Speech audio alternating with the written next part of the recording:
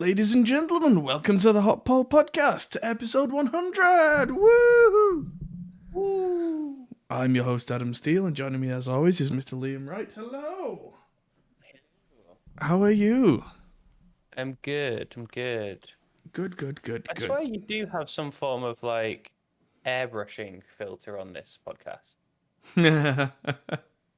because my camera's way less smooth than this. What are you doing, You've got some sort. You're trying to beautify yourself, aren't you? Low Or is bit. it me? Is it just on me? It's low bit rate's what it is. It's Discord smoothing you out just by being cheap asses and not giving you any data bandwidth. Ah. It's the old school way of making you look better. Yeah. Whatever's cheapest for the company. Yes, we made it. Episode 100. Can you believe it? Oh, wow. Is that 100 episodes since we went weekly? Or is that... Because I know we picked up the pace quite early on. Oh, I don't know. I think we actually went weekly before we changed to the Hot Pole Podcast, because it was a different podcast name and I can't even remember it at this Hot pole point. position. No, even before that, it was something else. I think. Yes, the Hopcast. Thank you. I'm having a bit of Homer Simpson recently. To do with beer. Yes, I'm having the Homer Simpson thing of every time I learn new stuff, it pushes old stuff out of my brain. I've been having that my entire life. Yes. So the highlight of the week is that we did a thing. And yes, good. I just got myself a new thing this week, which is hopefully going to really accelerate video editing. So we're going to see a lot more videos on our channel. Oh, look what I bought. Oh, a blank space. Hard drives, lots. $1,000 worth of hard drives. Wow. That's a lot of hard drive. Yeah, because I need hard drives for work. And you can't buy hard drives anywhere because of that stupid Chia stuff. Oh, really? Have they all sold out everywhere? Mm-hmm. Wow. They were literally the last 16 terabyte hard drives in the UK. Wow. If you didn't want to pay double the price. So hard drive prices were about 2 weeks ago. You could get them for around maybe at best price about £17 per terabyte. Okay. That was sort of the best price you could get. Average was about 20. Now the average and all that's available is about £30 per terabyte and over. Oh, wow.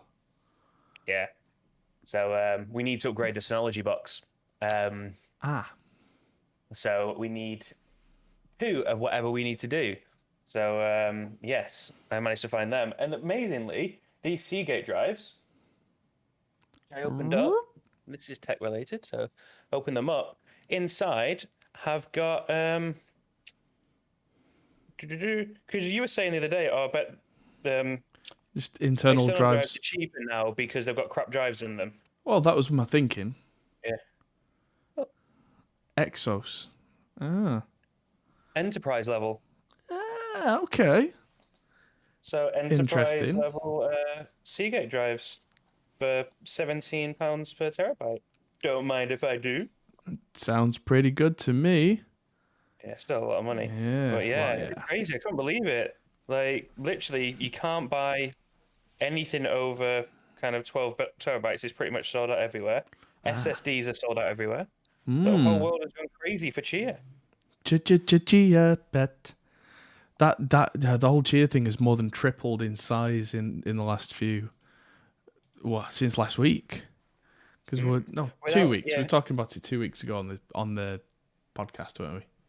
Yeah, and not wanting to make the podcast about crypto, making it about the tech side of it. So the impact on hard drives is going to be terrible if it carries on.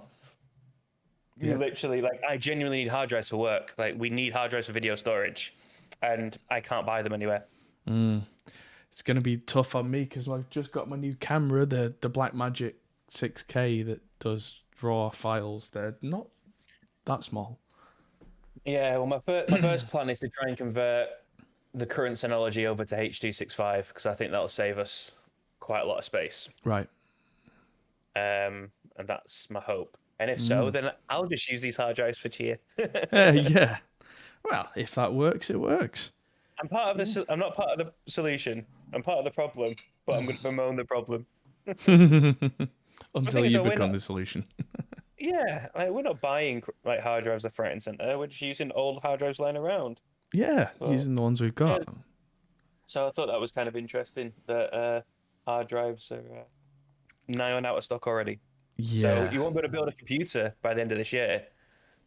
Yeah. Well, that's the thing that I got this week is I got a new graphics card again, and I got a Quadro RTX 4000, and it runs like poopy off a proverbial shovel. It's scarily quick to the point where I was editing 1080p videos yesterday, and a 3.5 minute video with a full grade on everything, overlays the works. How long do you reckon that took to export? How long was the video again? 3.5 minutes. 3.5 minutes. 10 seconds. Wow, that's good. Yeah. I was looking at it going, oh, wow. Right, yeah. So, but that was the one thing that's really sped up my workflow. And the other thing that... No, Danny was just saying. Danny was just saying. I hope you're well, Liam. I was going to try and show my. Oh yes, because I wasn't here. yeah, But it's not even showing up on here on the camera now. Oh, I can see. You'll have to turn your arm a little more. Oh, I can't even see the camera. There you go. Yeah. I only see bits of it. Like it's healing already. There's more all over the top of my hand as well. But yeah, I was in A&E last week, so apologies for not making it. It's my fault for trying to shove a whole tray of chicken onto a wok in one go. We've all done it. Arm was bandaged up, but I'm all good now. Like it's healed up perfectly. So great A&E here in the UK. Yes, So absolutely. What were you saying about the Ryzen? No, I've got the GeForce. Yeah, new, not GeForce. That's the thing. You can't get a GeForce card for love nor money, but for roughly the same price, people are not looking at the Quadros. So I got a Quadro for what would have been extortionate for a GeForce. I paid 650 quid for a card that's worth way more than that. So that's pretty good. Marty says, but you can't mine with that GPU. I can. I'm not doing, but I could. Although, what is it again? It's a Quadro RTX 4000. I think it mines about. I think I tried it just to see. It was 37 megahash it was going at. It's fine, yeah. Yeah, so I might just jump on that. But it was genuinely for faster editing. And the other thing that I just got today, I've got the box for here, because you can't see it because I'm looking at it right now, is a calibrated display. This is nice. the Asus Pro Art. It's a 1440p calibrated monitor, and I'm looking at it on my right hand side here, and now that I'm looking at my other screen, it looks hideously blue. And now I've realised just how off, now all my color grading can be right because I've got a calibrated display and I'm not second guessing.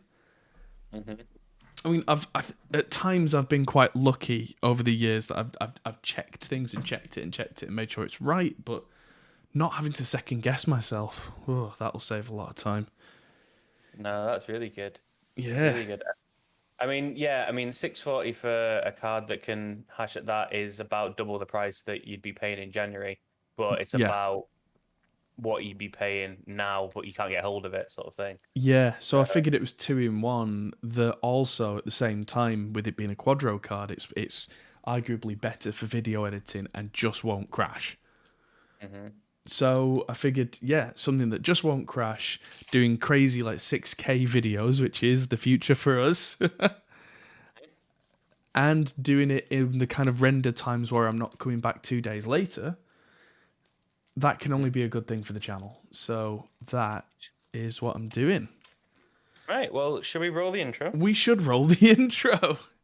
Good shout.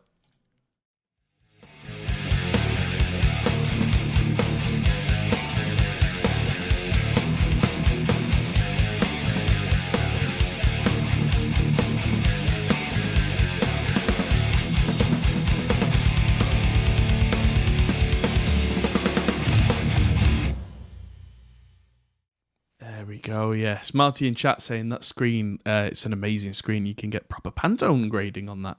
Yeah. The funny thing is, I was looking at prices for them. I was thinking, it's a little much. I can't really justify this. And then earlier today, I was in Costco, and they were All right. they were just on the shelf in Costco, and I looked at it and went, "This is not only the best price I've ever seen for these. This is a sign." Yeah, definitely. How much was it? After tax, it was 280 quid, £280. What size is it? It's 27-inch. It's really good. Really, really good. Exactly. 27-inch 1440p fully color calibrated monitor. Yeah. Great. Wow, that's a very good price. Wow, it's very impressive. It was either that or they had these like 27-inch 165 hertz ones. And I was like, I don't need that. Right, yeah. So what hertz is it?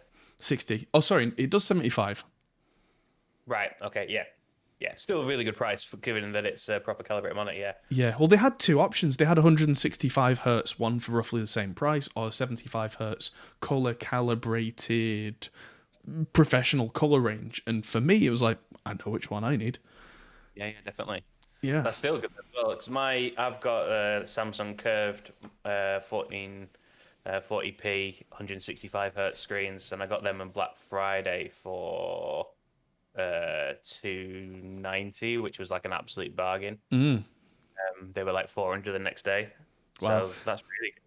Yeah, prices are falling down. And yeah, so get them while they're hot. That's I saw. You can buy a computer to put them with.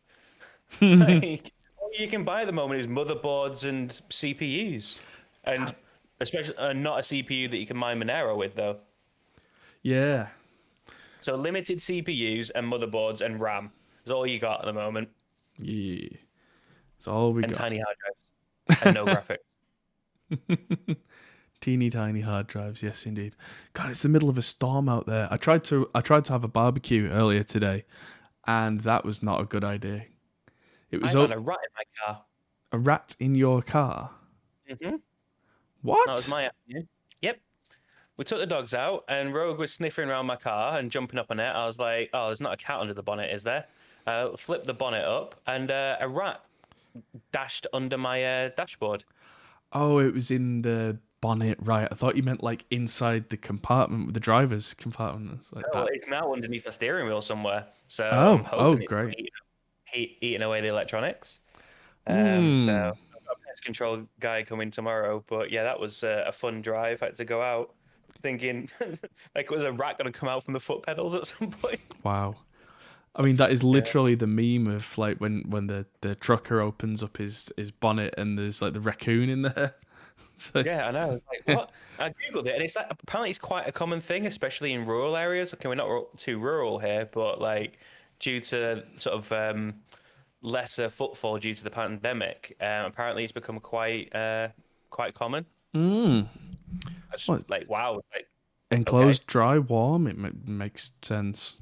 we had a load of rain here the other day, and all of the drains like pretty much flooded for a few hours. So I'm guessing it flushed them out. Yeah, sounds about right. So yeah, Yes, that was interesting. indeed. And in musical news, because that's what people probably want to hear from us. I want to hear our random crap as well. Yeah, they do. They will want to hear the random crap too. That's But what I'm really here for. me and Christian have been talking. Chris Taylor, our other host, who you see occasionally on here, he was the co-host on here for a long time. We've been talking. We are making plans to make a bass VST, a contact instrument.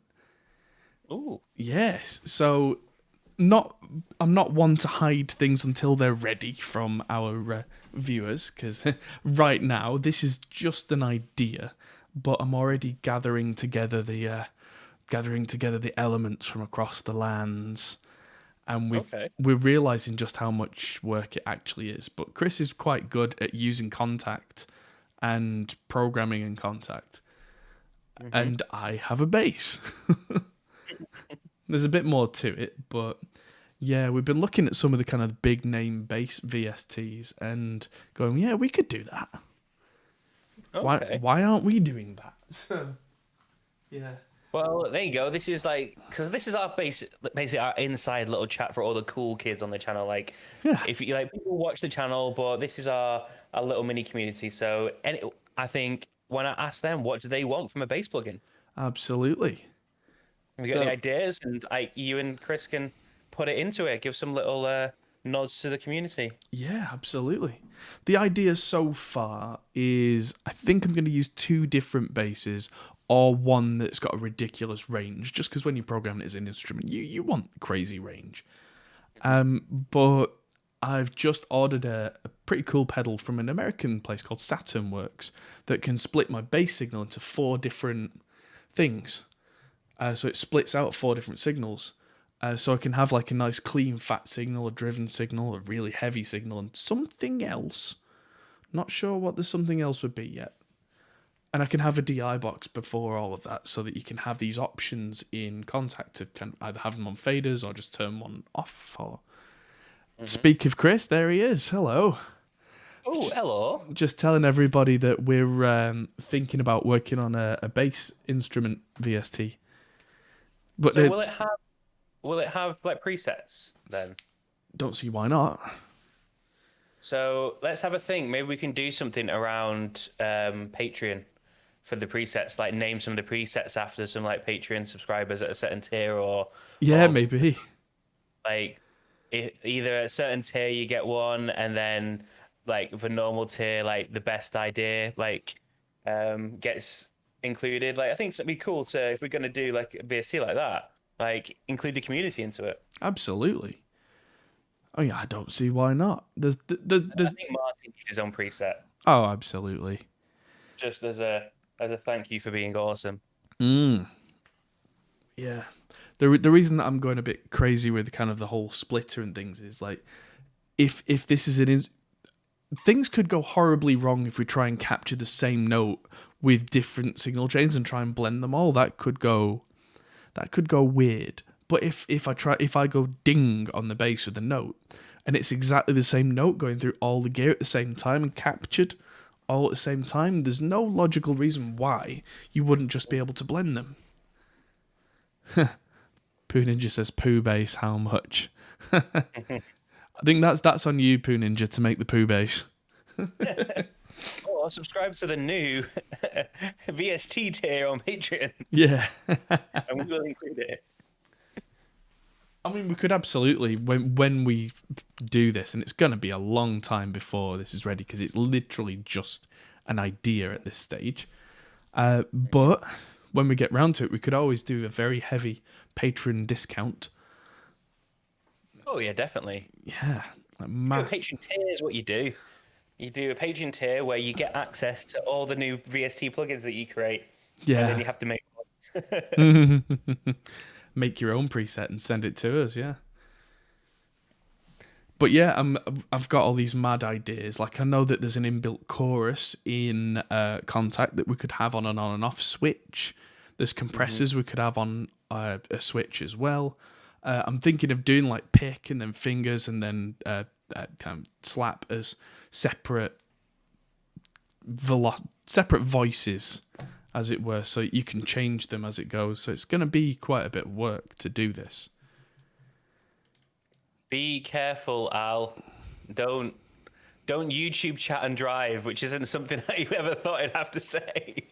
But we definitely appreciate the dedication, mate. That's awesome. But yeah, be safe. Be very safe. Yes, yeah, don't do that. We know you're here in spirit. Yeah, Deizaru says some pedals could invert the phase, but that can be fixed. Yes, absolutely right. We're going to be meticulous about this. Don't worry about that. As we record it all simultaneously, we'll be looking at the waveforms, and if they all go up and one goes down, we'll be like, nope, fix that. So yeah, we'll fix all those problems on the way in so that there is no issue by the time you come to pressing a key on a keyboard or on a virtual MIDI keyboard clicky. But yes, that's my idea. Well, I think that was originally Chris's idea, but it's an idea we're going with. So yes, I'll give Chris credit for the idea. because I'm I pretty like. sure that was his. Hey, we should do this. I was like, yeah, we absolutely should. So yeah, there you go. It may be one of the bases on the wall, but I'm thinking it might actually be the 7-string bass. We'll see. We'll see what gets the most brutal tone, because between us all, we've got enough amazing gear that we can make an incredible sounding instrument. We'll see. In the meantime, let's talk about some bass stuff on the news. Let's do it. The news. I kind of forgot to have my tea, so I'm quite hungry. Da da da. Ooh, Ampeg SVT suite. Yes. So the Ampeg SVT suite. Well, why do we need this now then? Because you're going to make the best plugin ever for a bass. Yes. Okay. This is quite thankfully a different thing. This is virtual amps. So if this is if you're actually playing your own bass. Can you not plug your VST into this? Arguably, yes. I Yeah. don't see why not. One of the options is going to be, because I'm going to be including the DI signal, you can just turn the others off and just send that DI out to whatever you like. So we've got hot pole cabs and we'll have hot pole bass. When are we going to get hot pole virtual amps? Oh, that's a different thing. That requires somebody who knows deep coding. So maybe in the future, but not right now. Chris, get off the podcast, get on Teachable or whatever. Yeah. Get sweating up. Put in a call to Shane at Kazrog and grill him for everything he knows. Full Hot Pole Studios signal chain, or I'm not leaving. That's going to be a long 100th episode. Yeah. But yes, what makes this different is that this is Ampeg's own branded version of their own bass amps. Previously, they did a deal with IK Multimedia for Amplitube, which I have one of the at least one of the Ampeg Amplitube amps, and they're good. But I have not seen Ampeg do their own thing before.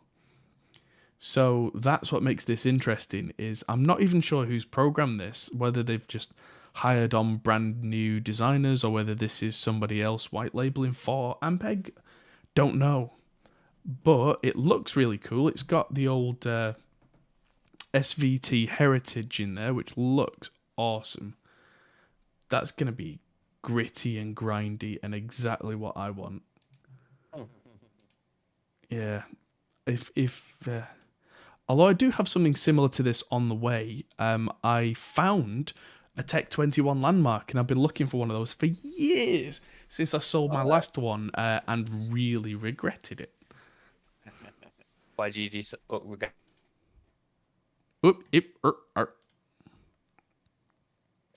Hello, there we go. You back? Yep, I lost you for a second. Why do you regret selling it? Because it was really, really good. Oh, okay. And I sold it because I think I just really needed the money at the time and should have just held on to it and just sold something else, or just eaten cheap food for a few months. But yes, I finally found a new one, and it kind of sounds like one of these, which is why on topic it's relevant. Is it Sans amps kind of sound like Ampegs, but you don't have to kill people with the volume, which of course the virtual version solves that issue. But there you go. So from amps to pedals, Boss commemorate 2 milestones: the 30th anniversary of the Metal Zone and the 40th anniversary of the SD1 Overdrive, by making them none more black. Wasn't the Metal Zone the one that's been reissued with a new Metal Zone something? The Wazacraft, yes, Yeah. that was last year before. They're now releasing the heavy metal HM2 as Wazacraft. No, that was 3 weeks ago. So that was the HM2, that was the heavy metal one, because the Metal Zone Wazacraft's been out for a year or two. Right. But both are right. But this is not the Wazacraft, because the Wazacraft's like the really expensive version. This is the affordable versions, but they're just doing nice, cool colours. It's like So when does the whole pedal come out? As soon as somebody agrees to do it. Okay. I like, I'm just all in now for like you've got me going. I just think we just need a full signal chain of everything. So anytime I say anything now, I'm gonna be like, so when's that one coming out? I have asked questions of different pedal builders before, and we've never quite got there yet. But I'll keep chipping away. Eventually, somebody will say yes and help me design a pedal. I like it. We'll get there. Chris, you started something dangerous. Yes, we'll get you a good soldering iron and some strip board and get you designing pedals. Yeah, I can set the building on fire, no problem. Maybe not that. I posted a picture of, and I know I'm going to, it's not a crypto channel, but I posted a picture of my mining rig on Reddit, and the amount of replies I got of people just saying, please be safe, was hilarious. You can show it on the camera. You've seen it downstairs, haven't you? Yeah, and it's fine. Look at that. It's brilliant. It's absolutely fine. It's standing on its own in free space.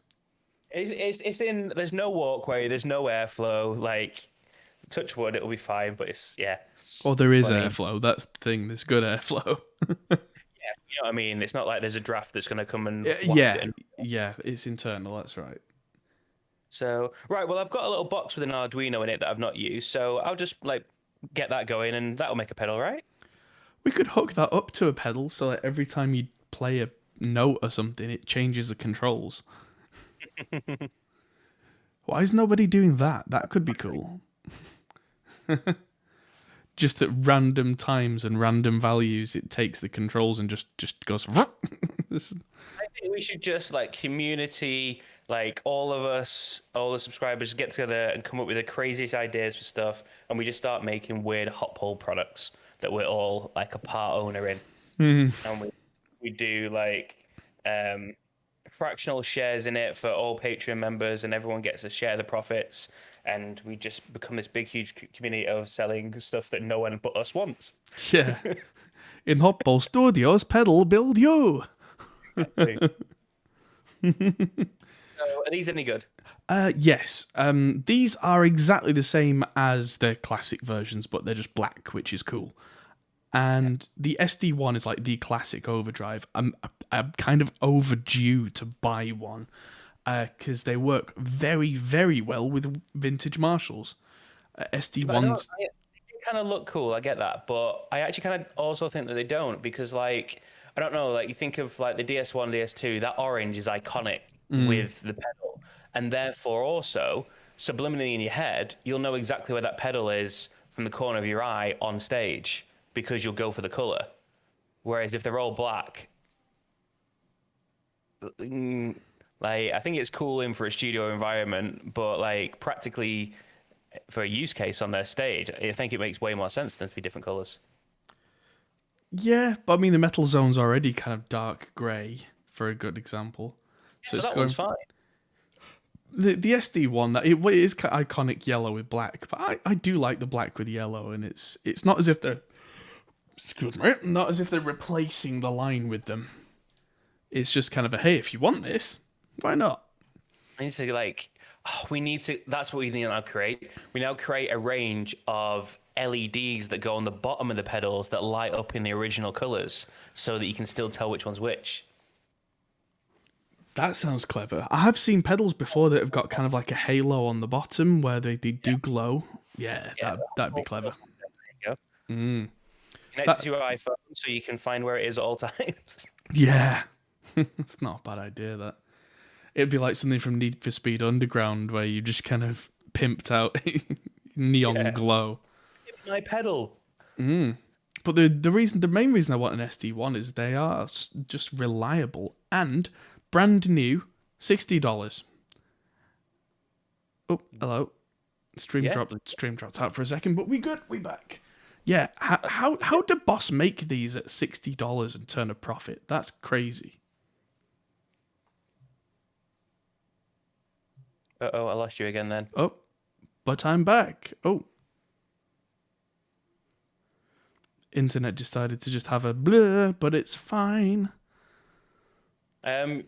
Yeah, I mean, it's kind of worrying as to how they can make them for that price. Usually, when things are too cheap, it's due to some sort of issue in the manufacturing process. But hopefully, they've just got a really good deal on parts. I would imagine so, because Boss especially, I mean, they are like the number one pedal builder in the world. They can build to scale. They can absolutely scale. They will have machines that do nothing but like fold the metal for the SD1 enclosure all day long, rather than like the boutique manufacturer who spends some time hand soldering all his parts. These are, See, right there. Sorry, go on. I was gonna say, these are all like surface mount components at this point, so they just get the board and they just go stunk next. See, right. See, Marty has got my idea, like stuff that no one else wants. So he's suggesting, I think he says amps there. So he's suggesting an amp that's also a router. Like, yes, that's the sort of stuff that I want to see. That's the ideas I want from this community. And not only a router, but a router, what he's talking about, that can earn you money passively. So even when you're not gigging, you can still make money from your amp. That'd be amazing. I love it. Riffs for bits. Yeah. Ah. And then you take it out and about, you can't really move them, but it's a good idea. I like it. That's definitely the angle. So what we got next? Next, we've got a pedal that we saw at the UK Guitar Show a while back. This The is router. yeah, pretty much. Oh, that's the router. They've stole our idea. Yeah, there you go. Looks like it's got a crazy little Pac-Man in the corner. But yeah, this is the Siva from Smooth Hounds. Smooth Hound Innovations. I tried one of these at a guitar show. It was very much a prototype at the time. It looks like they're coming out of the prototype stage at this point. And they've got this virtual analog whole kind of thing going on. Right. These are the British answer to the Helix and the Kemper and all that kind of stuff. And they're really quite interesting. Like, the reason it's got these two little receivers here is it's got wireless inbuilt, so that you get a wireless transmitter for your guitar, and that's it. You don't need any extra hardware. Sound goes straight into your modeling thingamabob, and you don't need any extra stuff. Now, I know that Line 6 now do that with the Pod Go, but when I first saw this at the guitar shows, that had not been done. Integration of wireless into the pedals. I'll bet Line 6 looked at this and went, right, we're having that, and got it to market first. It's a bit of a shame, but that's what I think's happened. Entirely speculative, of course. But yeah, I've not been to a guitar show for at least 2 years, for obvious reasons. And I distinctly remember this. And I definitely remember its creator. We went to NAMM. That's a guitar show. Yes, but this was at the UK Guitar Show in Birmingham. Oh yeah, that one. Yeah, that one. And that's... that was... Yeah, so that was a while ago. But yeah, it looks like this is now ready. And so gearnews.com are talking about it. It looks good. From what I tried, it sounds really good, and it's under £1,000 for the entire thing, which is about the same price as most of the premium modelling solutions. So I hope they do okay, and I hope they change the look of it a little bit, because it looks a little bit like kind of one of the late 80s, early 90s switching systems. It looks kind of Spartan, but as long as the insides are good... Very much looks like a prototype, doesn't it? Yeah, it does. Poonan just says, does this catch on fire like the Line 6 ones? Oof. We might just thought out loud. We might actually be able to go to NAMM this time if it's on. Possibly. Maybe think. Oop. Hello. Let's do it again. Oh, there you are. Yeah. Let me keep dropping. Yeah, we've only had 2 little dropouts on the broadcast side. I don't know what's going on there. Weird. But yeah, what was I going to say? Next week, I'm getting my first jab. So I'll have 5G downloaded into me next week. It's great. Like, you don't have to remember your passwords for Microsoft websites anymore. It's just Yeah. So yeah, that's... yeah, finally I'll be on the path to enlightenment. That'll Yeah. definitely I've been help enjoying it. out. I was out filming for the first time in 18 months yesterday. That was good. Yeah, did it go all right? Because you did call me halfway through going, how do you do this? Yeah, no, it didn't at all. It turns out that the iMac couldn't handle Zoom and OBS at the same time. Ah, So Max, they just work. yeah, so the stream ended up going out okay, but the audio I got fine, which is my main worry, but the video was just lagging the slideshow the whole way through. All And right. like looked at it afterwards, didn't realize that Zoom was using 40% of the processor and OBS was using 50% of the processor. So Oh, wow. together, I think that was the issue. We're only streaming we're streaming 1080 Mm. at 3000 at 25, so it's not like we were going crazy with anything. No, So Macs are not very good at offloading things to the graphics card. That's probably where some of the issue was and why the CPU was pegged. yeah, I mean it's a Intel onboard graphics thing, I think, because there was no option in OBS to do anything other than just one way of encoding. Ah, right. So yeah, so that was fun, but it was good to be out and like there was people around me. It was amazing. Lovely. Yes, whenever I'm out at the moment now with people around me, I've got my mask on, I'm looking at them going, stay away from me, 2 meters, 2 meters, 2 meters. I mean, that's no different from how it was before, but... Yeah. Yes. All right, let's move on from the hardware to the software. Sampletron 2. This very much speaks to my inner nerd. I've always had a massive soft spot for the Mellotron. The Mellotron, of course, for anyone who doesn't know, was the sampler that you could get in the 60s. Every one of those little wooden lines that you can see on each key there, that's a tape machine, essentially. Every key, when you press it, it plays a little reel of tape. And when you let go, it rewinds it. Incredible. And you hear them like Strawberry Fields Forever by the Beatles is the classic Mellotron sound that everybody knows. There's loads of different ones, as choirs, flutes, the works. And I had Sampletron 1 and it was kind of cool.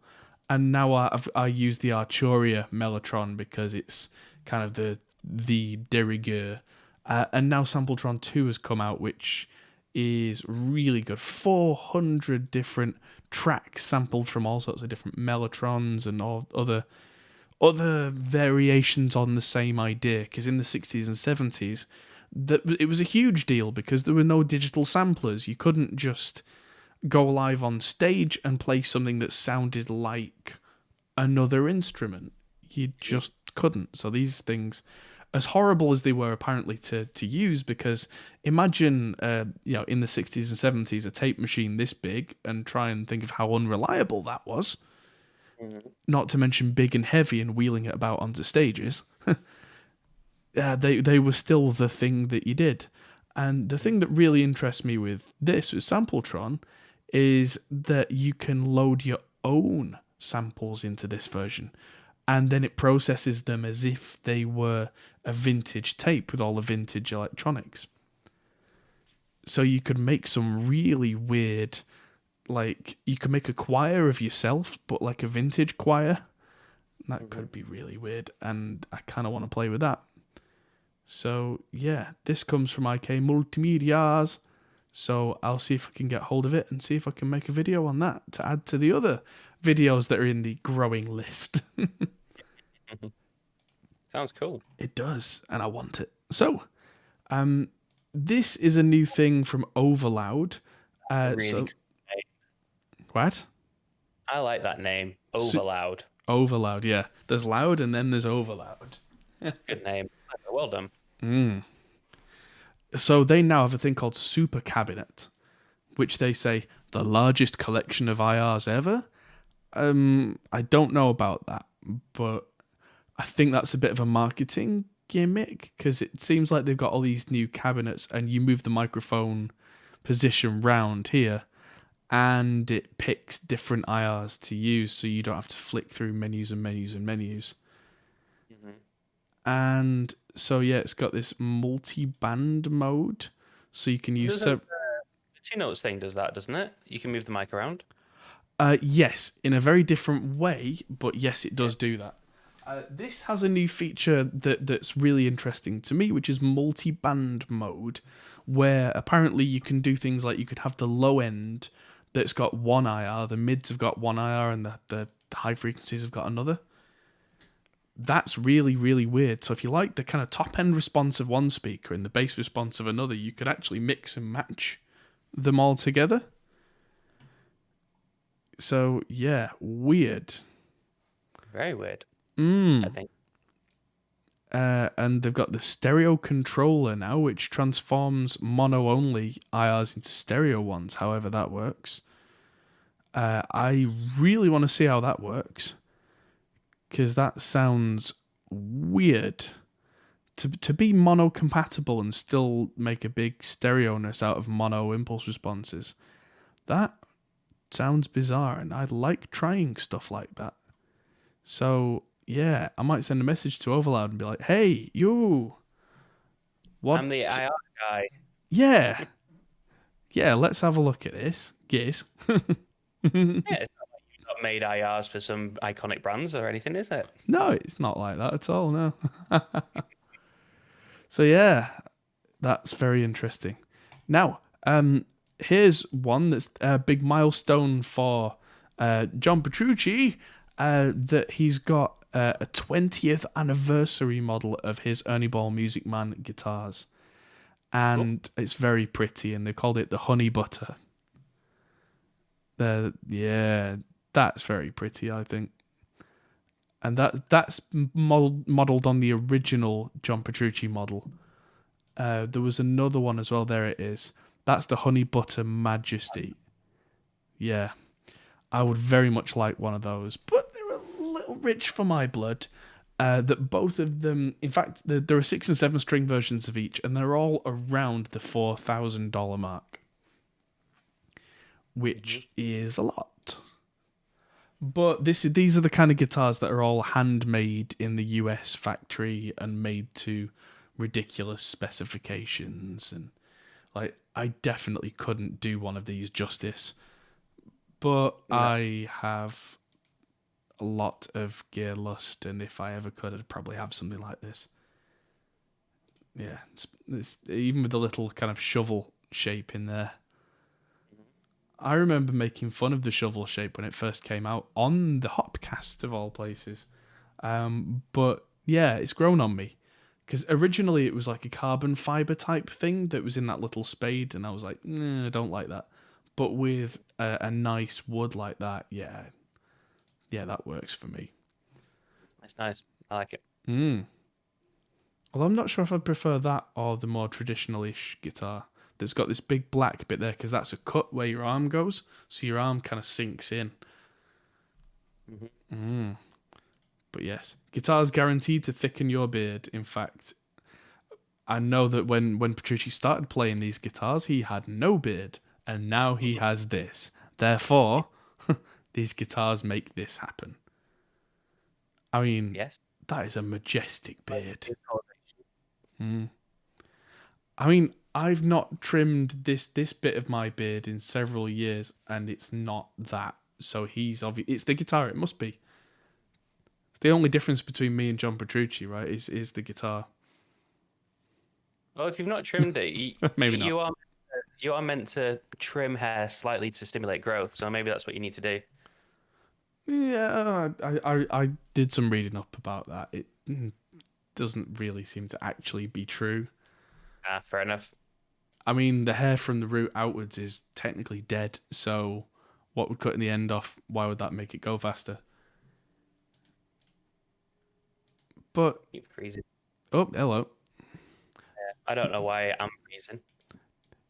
Yeah, I don't know, because it's we've not had any more drop frames, so it's between Discord. Weird. Yeah, it's probably Discord server thing. Yeah, we'll see. Oh, here's one that I've wanted to talk about for a couple of days. Isotope Community Appreciation Bundle. Now, here's something for you. This is like, get 11 of their plugins for €49, which is already a good deal. But I got sent an email by the guys at Isotope because this is to celebrate the Native Instruments, who make Contact and all that kind of stuff, and Isotope, who make Ozone and all that kind of stuff, have joined forces and become one giant behemoth. And if I can find the email very quickly, they sent me a thing which I want to share with you all, and hopefully somebody will make use of it. There we go. So, if you go to, and I'm gonna paste all of this in chat. There is a landing page that they have, and there is a coupon code Isotope NI 2021, and that gives you a couple of free plugins, and it gives you a $25, I think it's dollar or euro voucher to use at both stores. So you can actually get this for like half of that. So you get Nectar, Neutron, Ozone, RX, all the Elements versions, Break Tweaker, Stutter Edit 2, Iris 2, Trash 2, Excalibur, Phoenix, Verban R2, with that voucher for like $25. That's ridiculous.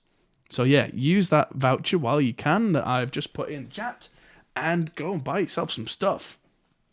Nice. If you want. Somebody in the crowd's going to be like, no one tells me what to do. It's like, oh, it's there if you want it. Not your dad. So, moving on. I've been getting back into using the Austrian Audio High X55s last few weeks. And they're in the other room at the moment. Mickey seems to have claimed them when I'm not using them because they're really nice. They are closed back headphones though, and that can get a little bit much over time. So Austrian Audio have now made the High X65s, which are open back versions in the same shell. And I don't know how they sound because I've not had a chance to try them, but they look really nice. They're made of the same build quality, which I can tell you is absolutely rock solid. It's all metal everything. And yeah, they look really good. What's the price on them? €349. Woo! That is about the going rate for world-class standard open backs. The Sennheiser 650s were about the same. And we did mention on last week's show, while you weren't here, so I'll just bring you up to speed, Sennheiser don't have a headphone department anymore. So, what? Yes, they have sold their headphone department to another company. So, yeah, technically Sennheiser don't have a headphone department anymore, which means that these are prime positioned to take, arguably, the crown of the old 650s from a lot of people. It's going to take a while for them to get there because they don't have the long-standing... You know, when a certain product's been the top of the tree for so long that it self-perpetuates because everybody says, oh, you should get this because it's the standard. But given time, if they are that good, they could claw their way up there. So we will see. Everything that I've used from Austrian Audio has been, honestly, kind of faultless. So if it is that good... I mean, I still use the OC818 in the studio whenever I can. It's on a stand in the studio right now. And yeah, for my usual video editing work, I need something that is super comfy and doesn't press on my head, where the Austrian Audios are a little, you know, if you're tracking or if you're playing music, you need your headphones to not drop off your head. But they're a little tight for me for everyday use. But that could be something that relaxes over time.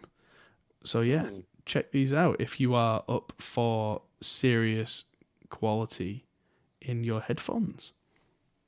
Now, last but not least, I couldn't find anything for Behringer this week. It was a real shame for episode 100. I couldn't find a Behringer corner. All right. We should just go back through every episode we've had. Yes, let's put a montage together in the next 20 seconds. And yeah. So yeah, Chris, just going back, says 650 killer for these, and so I honestly don't know. We'll see. We will see. But yes, a rumor to finish off the news, which is that Kemper may have hidden Wi-Fi in the Kemper and nobody knows. It looks like there's going to be an iOS editor app for the Kemper, but if it's not got wireless or Bluetooth, how does it connect? Now, of course, if you look at the profiler stage on the inside, somebody's taken this picture of a little bit on the inside where it has the Wi-Fi symbol right there. Mm. Yeah. So a lot of people are now thinking, well, maybe there's actually Wi-Fi on there already. They just haven't enabled it yet. Which is a very Kemper thing to do. Not hype people up. Just stay cool, stay calm. So Kemper, as far as I know, are still making the same product they made when they first started. That's how unhype Kemper are. Yeah.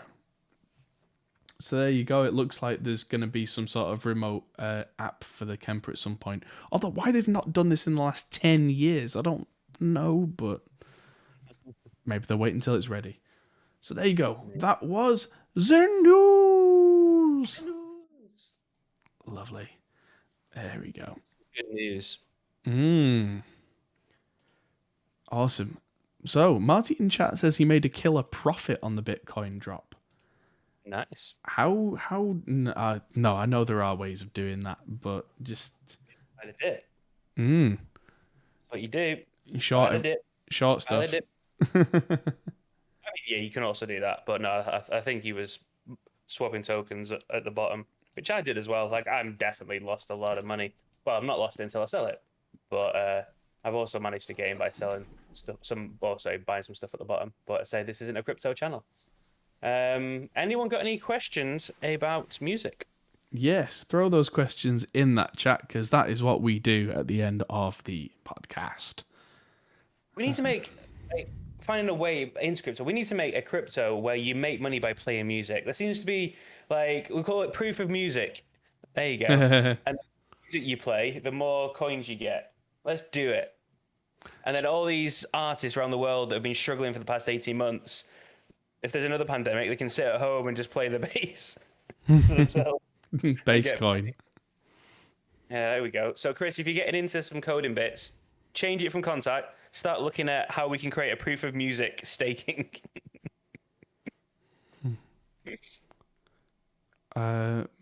Marty said he had a question above. Now I've got to find it. Update Reaper 3D. Oh, the 3D sound application has been upgraded. Oh, I heard about this. I've not had time to look, but apparently there is a whole new surround sound panner for Reaper. So yeah, that's a thing. 30 speakers. You need 30 speakers. No, you don't need them, but you can do it for up to. All right. Yeah, no, it's a misconception with stuff like Atmos that you need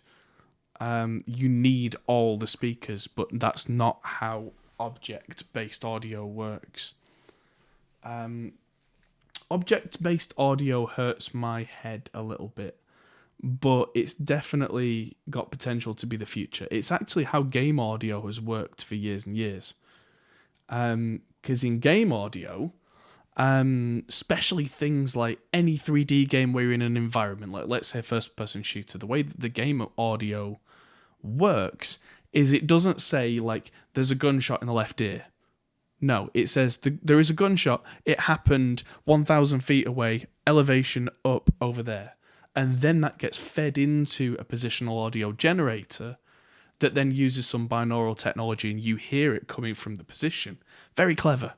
I know that I played PUBG for a while and that made me jump like you wouldn't believe because the binaural stuff when someone, fires a weapon from close range behind you, if you got good enough headphones and a good enough headphone amp, you need to change your trousers afterwards because it's just a bit like, CSGO's positional audio is insane because that game is probably 80% audio and 20% mouse and keyboard.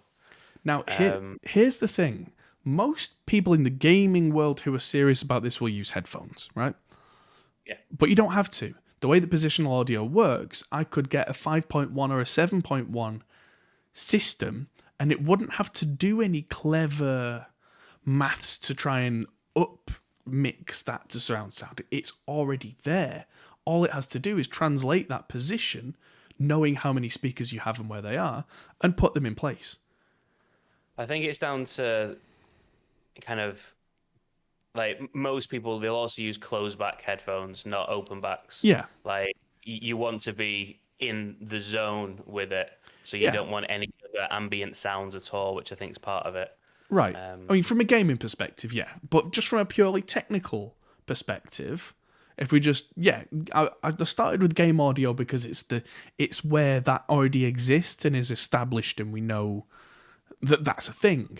Where stuff like Dolby Atmos comes in with positional audio is that if I then tell that system I have 10 speakers around me and 2 at the top and 2 at the bottom, you don't then need to rework the entire engine to have 14 channels of audio. You just need a translator that says, well, this sound came from up here. And then send that to the engine for the audio, and the engine goes, well, if you got that many speakers, that's where the sound comes from. It's a middleman at that point. And that's how Dolby Atmos works. If you then take away the top and the bottom speakers, take away the back speakers, take away the front speakers, and just put 2 speakers and strap them to your head, as long as you tell the system that that's what's happened, it works. It's genius. And so I think the world is moving bit by bit by bit towards that. And so, using positional audio like that rather than the traditional, even for music, the discrete like 5.1 system. 5.1 is dead, really. Nobody uses 5.1 really now for music. I know that Stephen Wilson was a big proponent, but he now actually mixes in Dolby Atmos.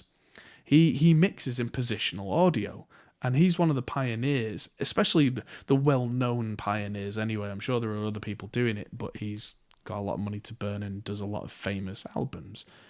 And that's the question. Why would you mix in 5.1 now if next year someone comes out with a 7.1 or 9.1 or 12.1 system and you have to do it all again? Where if you've got a 3D space and you go, well, the bass is right in the middle, this guitar goes here, this goes here, this goes here, and then you give it to a system and you say to the system, however many speakers the person's got, I don't care, you deal with it. That is then future-proof. Yeah, definitely. And that's how, cause it's funny, I've been following this for a long time because my final thesis for my university degree was in 3D surround and positional audio, funnily enough. And so I was studying this back when people were looking at me like I had 2 heads and going, what is this crazy talk? And I was recording and mixing stuff in positional audio. And I was like, look, if I could then at the end of it press a button and that would work in 5.1. And people were like, why didn't you just work in 5.1? And I'm like, well, all the stuff I've done now works on anything you can throw at me for the rest of history. Unless you find an extra dimension I don't know about. There you go. Yeah, so, yeah. What? Said, now you mention it. Yes. Well, yeah, if there is an extra dimension, I'm not really going to be that relevant with our standard 3-dimensional music anymore, am I? Going to have to learn how to mix in 4.5.6.1 to accommodate the new dimension. Poo Ninja asks if anyone's excited about Mudvayne getting back together. Oh, ding, ding. I was never really a big Mudvayne fan personally. I quite enjoyed old Mudvayne, but I wasn't that fussed with the later stuff. LD50 was a great album. So, yeah, if someone dragged me along to see them, I wouldn't complain, but it's not the kind of band where I would pay the money to go and see them. Lateralis is 20 this year or this week. Sorry. Wow. And Yeah, look that made me really old. look at all the albums that Tool have made since. That's not their style. It's quality, not quantity with that band. Yeah, it is kind of funny though. If you look at their old release schedule, it's pretty regular, slowed down a bit. Lateralis took them 7 years to make. Then 10,000 Days took them another 5 years to make, and then all bets were off. It's like, right, okay. At this point, it happens when it happens. I'm And, down. well, I mean, it's a double edged sword because there've been interviews with Danny Carey recently where he's been saying, I really want to make more music now because there's only so old I can get while I can still play this. Because I don't know if you know how old Danny Carey is, but he's older than the rest of them. You wouldn't believe it to look at him, but I think he's 60. Yeah, he's 60 this year. I mean, I wouldn't have put it past the fact he was 40 when Lateralis came out, so that makes sense. Yeah, it was his 60th birthday 10 days ago, so happy birthday, Danny Carey. But yeah, he pounds on those drums like a 30-year-old in his prime. And there's only so long that the body will let you do that. And so he's very much been vocal about that, and he's been trying to pressure the other guys into making more music on a more regular basis. You just do you just play with more bands. Oh, he does. Travis Barker plays with everyone. Oh yeah. No, that's not his point. He is one of the most active musicians out there. Right. Danny Carey. Yeah, he plays. His complaint is not I don't get to play. His complaint is I want to make more Tool music, which I think is quite fair. Yeah, I'm just of a different view. I think they're one of the few bands where I feel like it's all killer, no filler. Yeah, that doesn't mean it needs to take 13 years for an album, though. How long it takes, you can't rush greatness. Apparently, it took him about 2 years to make the last album, and the rest of it was them in legal wrangles and stuff. Not with each other, with other issues. Oh, Major Prometheus. Hope your neighbour's okay. That sounds awful. But nice of you to take them. Chris, NFTs. What do you think? I still think they're going to be amazing once we figure out how to use them properly. And I think the music industry, they're going to be incredible. I think there's bands already that are I think the Weezer just released a card pack for their new album. I don't think they're doing anything clever with them. It's just basically making some money. And I think it's good for merch for bands. The great thing with NFTs is that you can program in a commission for the owners. So with those Weezer NFTs, whenever they're sold for the rest of history, the band will make, I don't know what's programmed into those cards, but it's usually around 5% commission every time there's a sale, and that's programmed into the smart contract. So that's great. And I think one of the ways, if you want to look at how they can be done really well, have a look at Gary V's VFriends NFTs that have just been released, because that's a really good template for how people are going to be using them in the music industry. For the likes of, you release a set of NFTs that give you access to gigs, so you can redeem them for concert tickets essentially, or you have higher priced ones that maybe give you access to all of their concerts forever. You have ones that give you special merchandise when you go to the next gig. You have ones that maybe give you one-on-ones or backstage passes. Like backstage passes will just be NFTs in future. And again, you can have it completely gets rid of the issues with the secondary market for concert tickets and scalpers. You do concert tickets on blockchain and do it through NFTs, and then if someone sells their ticket to someone else, it's fine because the band still make money from it, and they make money on the secondary market as well. So I think NFTs are gonna completely revolutionize the way that the music industry and bands make money, but not necessarily in the way that the media is trying to make us think that it is by hyping, or like Chris has mentioned, the Charlie Bit My Finger video is going to be deleted and the original file be sold as an NFT. Ultimately, I don't care. So what? That's all just the hype and the crap that we're going to get at the moment, because it's new and it's good clickbait headlines. all the clever stuff with blockchain technology is coming and isn't as sexy, but at the moment as the headlines. But we'll see it start to play out. And just imagine it as a band being able to like make money every time your tickets sold to someone else and whatnot, and be able to offer like great perks to fans and things, and creating like a membership club that actually means something, like so you can actually have real rewards with them and that fans can own them and feel like they're a part of something. It's gonna be amazing. So yeah, very, very excited about NFTs for music. I'm going to smile and nod like I have any idea what that means. But when it happens, I'll then catch up very quickly. In the meantime, I spend my days making videos on guitars for the internet. So yes, I'm very much looking forward to editing lots and lots of stuff. Anything? I think that was the last one, so I'll just tell you quickly what's coming up on the channel very soon. Got a big bundle of videos that are so close to being edited, they're all going to be bang. I've got a video on the Lewitt 640 Rex mic and one on the 440 Pure. There's my review of the Rev Generator and a separate video where I bias the amp with new valves with KT88s and EL34s. Very nerdy. What else? Those are just the ones that I have sat here right now, and there is more that is already in the can. I'm in the middle of filming a video for Fishman Fluence pickups, which I'm replacing the EMGs in one of my Telecasters with. There's one that I need to film on these really cool little tiny modular 500 series units from Herc. There's so much coming up. It's going to be intense. It's been a little quiet on the channel recently, but it's not going to be that way for long. And so, yes, I'm very much looking forward to getting all that out to you. Sounds very cool. Yes.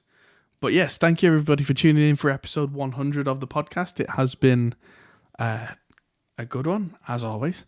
And tune in next week for episode 101. New leaf, new chapter. Same me, same Liam. And I celebrated with a coffee, Marty, because I'm exhausted. Yes, and I celebrated with my water bottle because I'm trying to get a bit more healthy. Yes. I'm back on the intermittent fasting. It's working really well. Lost 6 pounds. So awesome. So hopefully you'll start to see the opposite of over the last 100 episodes, you've seen an ever increasing amount of more Liam. So now we'll be seeing a decreasing amount of Liam again. Awesome. Anyway, on that note, I think let's just end on this one little comment from the chat from Andre, saying thank you. Due to our Reaper videos, he's managed to record a rehearsal for a theatre show with 4 headphone mixes, all controlled by their tablets through the web interface. So yeah, awesome. Glad to know that our videos are helping people to do some very cool stuff. Yeah, definitely. That's awesome. So yes, thank you everybody. And if you are new to the channel, check out the Reaper stuff as well as all the guitar related whatnots. And thank you, and we will see you all same time next week. Bye. Goodbye. Hey everyone, that might be the end of the video, but if you fancy carrying on this conversation, we have a Discord server. Link is in the description. We're also on Patreon, which is something you can really help us with. We also are on Facebook, Instagram, and Twitter at Hot Pulse